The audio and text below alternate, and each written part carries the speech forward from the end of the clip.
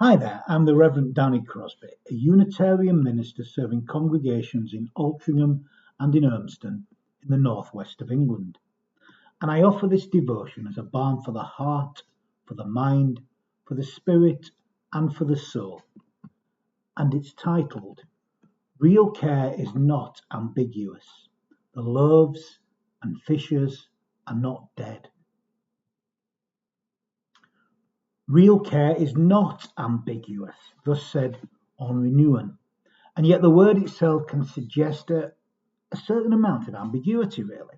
When someone says they will take care of something or they will take care of someone, it sounds a bit threatening, really, doesn't it? It doesn't sound like care. There's a certain sense of power over people or at play here. I would suggest that actually the phrase "I will take care of it" or "I will take care of them" is not really what we mean by real care. So it's real care is not ambiguous. Real care is about relationship. Real care is about empathy. Real care is about love. So in this sense, real care is not ambiguous at all. I think one of the saddest and loneliest phrases that you will ever hear in the English language is, I don't care. But who amongst us can say that they have never uttered those words, or if they've not actually uttered them out loud, have certainly felt them inwardly? I've said it. I remember saying it many, many years ago, and I soon denied saying it afterwards. But I did say it, and I immediately regretted those words coming out of my mouth. And it was at a moment in my life when I had sunk so far into my own pain, I'd lost my little self, I guess, that in that moment, I couldn't hear any more. I was in such a dark, painful place, and I was told something extremely painful at the time. And in that moment, I could not care. I did not care. It's too much. I was in hell, if you like, and the uttering of those words, I don't care, I think they proved it. That's what hell is, I think, to not care, to be so disconnected. Now, thankfully, although I can feel the weariness towards aspects of life at times, it's been a long, long, long time since I did not care. It's been many, many years since I have experienced that pain and loneliness of complete and utter indifference. I think that's what hell is to, indifference. And there's another phrase along a similar theme, or this kind of theme about care, not real care, I mean, which I hear spoken actually. And the phrase is, I don't care what people think of me. Now, while I kind of understand what people mean when they say this, that they're no longer ruled by the views of others, that what really matters to them is how they see themselves, there's still something about this approach, this phrase, that bothers me. A sense of disconnection here almost. And I never want to reach the point when I do not care at all what people think of me. I don't want to experience that kind of indifference either. While it's healthy not to be ruled by the views of others, not to get your esteem from the views of others, I think it matters what people believe about us. And the truth of the matter is, I care a lot. Some say too much at times. Well, I'm not sure about that. As a child, I was considered overly sensitive, that I felt too much, that I took things personally, that I'm not going to survive in this world the way that I am. People like you do, you've got to toughen up. Now, the fact that I was sensitive and understanding was considered a likable quality to have in a person, but it was also considered a very, very serious handicap in life. I remember my stepfather telling me that I needed to be tougher. He tried to toughen me up, I guess, in many ways that were not healthy to do to anybody, but certainly not someone like me. And all it did was lead to me closing down aspects of my humanity. It's not what caused it, but it was one of the things, I guess. It kind of did lead to a sense of disconnection and indifference at stages later in my life, and led to some of those feelings of loneliness, of disconnection, of isolation. But I saw the truth, and love came through and brought me back to connection. You see, it wasn't so much that I lost the sensitivity that in these days that I feel less. In fact, some may say I feel more at times. The difference today is that I recognize those feelings are not entirely about me. It's not a sense of self-centeredness to the sensitivity, I guess. For I took things very, very personally. And the fact that we make it more than just about yourself enables someone like me to minister, to truly serve. To minister, of course, is to serve, and to serve is to care. It's about connection. It's about relationship. It's about bringing the loving space alive. I learnt this through the example of my first minister, John Midgley, who I met for the first time this week, 20 years ago, when I attended my first service at Cross Street Unitarian Chapel in Oldham. I still remember that first sermon 20 years later.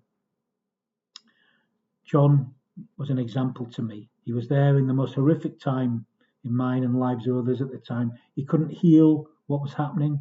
He was as powerless as we were, but he was able to be with us in that shared powerlessness. And somehow in that space where we were together, healing began. It's an example I will never forget. It's something I've been thinking about again in recent times as I've become more involved in helping to develop people in their ministry.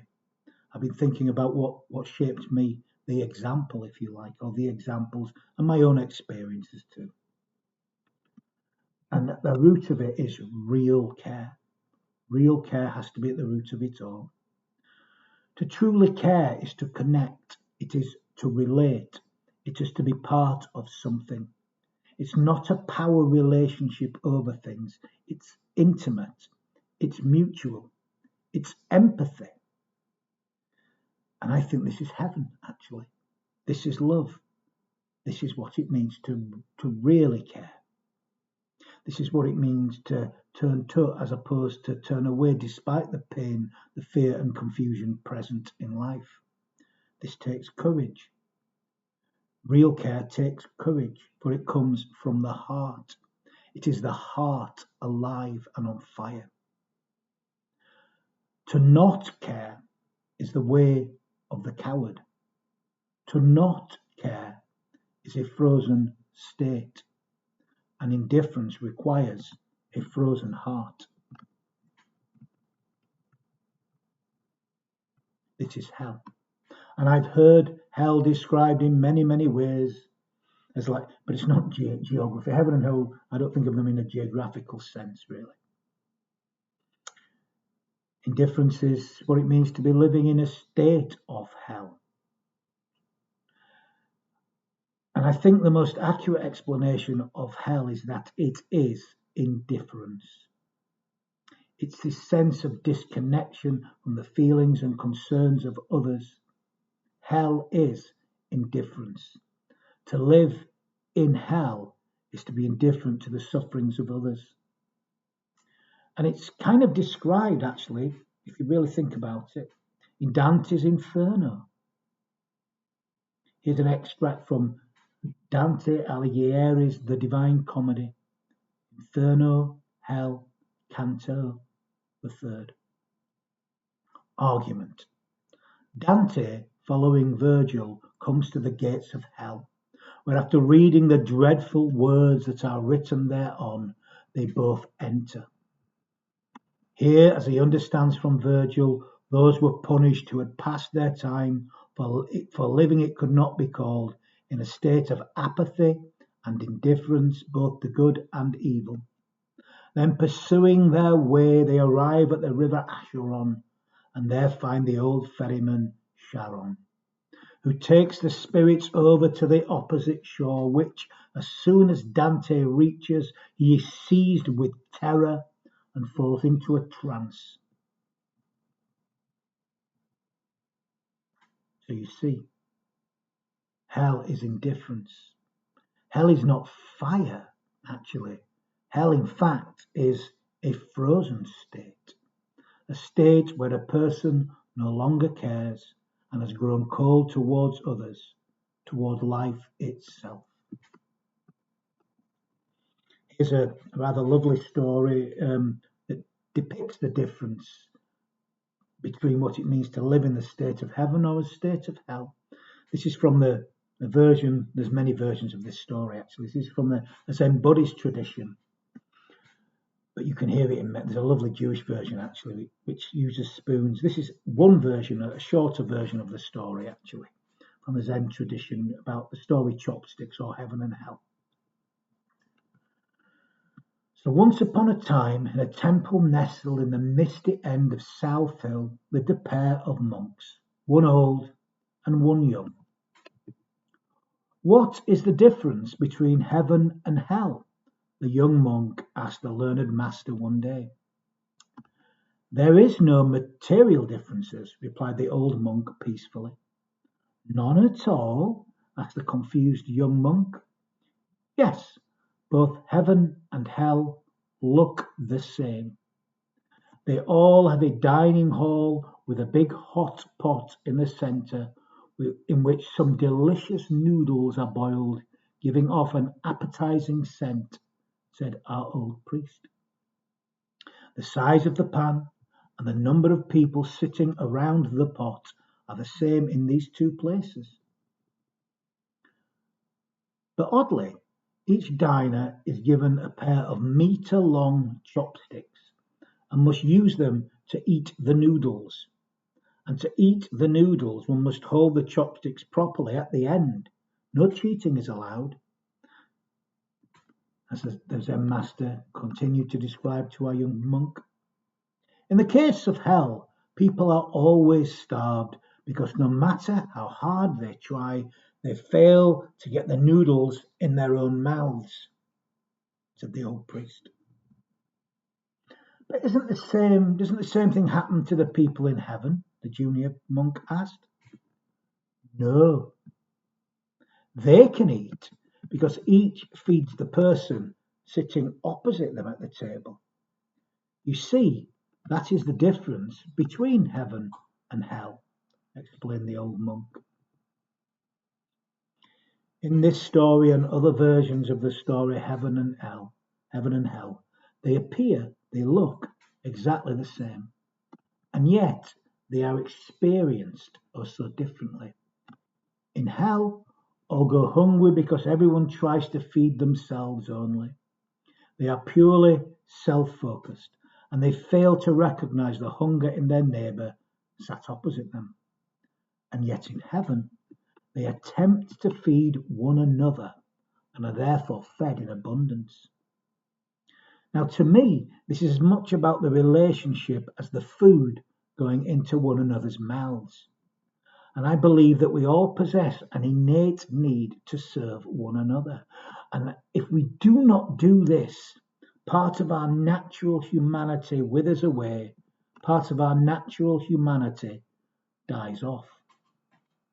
By not serving one another, we starve our souls. Seems pretty clear, doesn't it? There seems to be nothing ambiguous here. And this is real care. Henry Nouwen said, real care is not ambiguous. Real care. He highlighted that the word care has its origin in the Old English word karu, meaning sorrow, anxiety, grief, as well as burdens of the mind, serious mental attention, from the Proto-Germanic word caro, meaning lament, grief, care. So to really care is to truly feel another's sorrow, to to be with them in their sorrow. To care is to truly empathize and not merely sympathize. It's relational. To truly care, real care, is to be with another. It's about meeting another in a common human relationship, like the story of the feeding, face to face, the relationship. And this is why indifference is not to care. This is why indifference is hell. It's lack of relationship. It's about breaking this sense of relationship. It's emptiness. It's loneliness. It's being cut off. For it hurts to care, which is why we so often want to turn away. It seems too much. Nobody likes to feel powerless, and to care really is about recognizing our singular powerlessness at times. But it's also about recognizing the healing power that can begin to grow from this powerless state as the common grief is recognized and shared, and the healing comes alive in this relational space. For this is the power of love. I'm not going to start singing. This is the miracle of healing, and this is what is recounted again and again in the gospel accounts. It is the same love that comes alive once again when we recognize one another, when we truly care. In so doing, we make heaven here on earth. We create that kingdom, that oneness of love, right here, right now, not some distant place somewhere over the rainbow, but here and now, this sense of being in oneness, in connection. For heaven is a place where everything connects. You feel it, and sometimes it hurts. You see this clearly, actually, unambiguously, I would say, in the example of Jesus in the gospel accounts, certainly the first three gospels. As no one points out, as Jesus came out of his solitude, he reached out his caring hand to those in need. From this lonely place of solitude, his care grew strong, and from here he entered a healing closeness with his fellow human beings. The key is the relationship. See, it wasn't in the feeding stories that he fed folk, or in the healing stories that he healed folk and just did it by pizzazz like a magician. No, it's all about relationship. He didn't do it alone. The power was in the relationships. Yes, he fed the people in the story of the loaves and fishes, but he only agreed to do so after first being given the loaves and fishes by a stranger in the crowd. And then, after that, the disciples then go out and they feed the people face to face, much like their chopstick story. There's a relationship going on here. This is real care. This is a deep, loving relationship. Oh, again, before returning the boy of Nain to his widowed mother, he first felt, he related to her story. He was in relationship with the pain. Lazarus was raised from the dead through the experience of distress, through sorrow, through tears. Henry Newman points out. There is a deep connective relationship here that brings life from death. It's not so much that folk are cured by some kind of magician or some kind of magic. That's not what these stories are about. No, the key to these stories is in the relationships that are formed. This is real care. It is solidarity in the suffering, participation in the pain. It is the shared experience of this real suffering. It is the deep human connection. That God is in relationship with us in the pain. This is what it truly means to really care. This is real care. And there's nothing ambiguous in real care. To really care is to feel another's sorrow, to cry out with them, and to truly be with them, to To really care is to truly empathize and not merely sympathize. To truly care is to be with another. To truly care is about meeting another in common human relationship. To truly care is to inhabit heaven on earth. Whereas to be indifferent is to live in a state of hell. Heaven is connection. Hell is disconnection. But it's the same place. It's not a geographical location in time and space. And interestingly, it's heaven that's the warm place and hell that is frozen over. It keeps us locked in. Many people say they feel lonely, that they experience a sense of disconnection. And this becomes even stronger at this time of year, in January. These weeks, we've just had Blue Monday, haven't we, the other day? It's supposed to be the most miserable day of the year, the second Monday of the year. These weeks in the deepest dark of winter, following our Christmas festivities that have lifted our hearts. These are the cold, frozen days. I saw a man today just ventured out for the first time, hibernating in a depressed state, sadly. Sometimes these frozen feelings are not, caused by the temperature of the air. They're caused by indifference, by a sense of disconnection. For we yearn to be warmed, and we yearn to be fed. Loaves and fishes are not dead. Here is Loaves and Fishes by David White, a poem based on that great parable. Loaves and Fishes by David White. This is not the age of information. This is not the age of information. Forget the news and the radio and the blurred screen. This is the time of loaves and fishes. People are hungry, and one good word is bread for 1,000. Now, the loaves and fishes are not dead.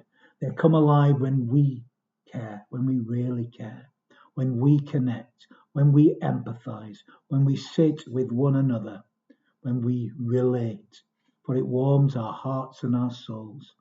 Real care is not ambiguous. Hell is the frozen place. It's heaven that is warm. And we will begin to warm our own hearts and those we share this world with in and through real care. And it begins by recognizing what we have in common. It comes in recognizing our shared sense of powerlessness at times. For here is where the power begins to come alive. In this deep relationship of care, when we recognize this is real care. Real care begins by reconnecting through our hearts, through real care. So let's not become frozen people, indifferent people. Let us live in and through real care. For in so doing, we will bring warmth to our lives and to the lives of those we share our lives with in relationship. This is real care, and real care is not ambiguous. Let's care a lot. And again, I'm not going to burst into song. Amen. I'm going to end this reflection with some final words of blessing. We need to bless more. We can all bless. And we bless by giving our whole hearts to life. So let's begin right here, right now. Let's give our whole hearts to life. So may the love which overcomes all differences, which puts to flight all fears, which heals all wounds, which reconciles all who are separated, may that love be in us, alive in us and among us now and always. Let's really care, for real care is unambiguous. And may the love that is God, may it shine bright from us, warm our souls and the souls of all that we meet, and may it do so in all that we feel, in all that we think, in all that we say, in all that we do. Amen.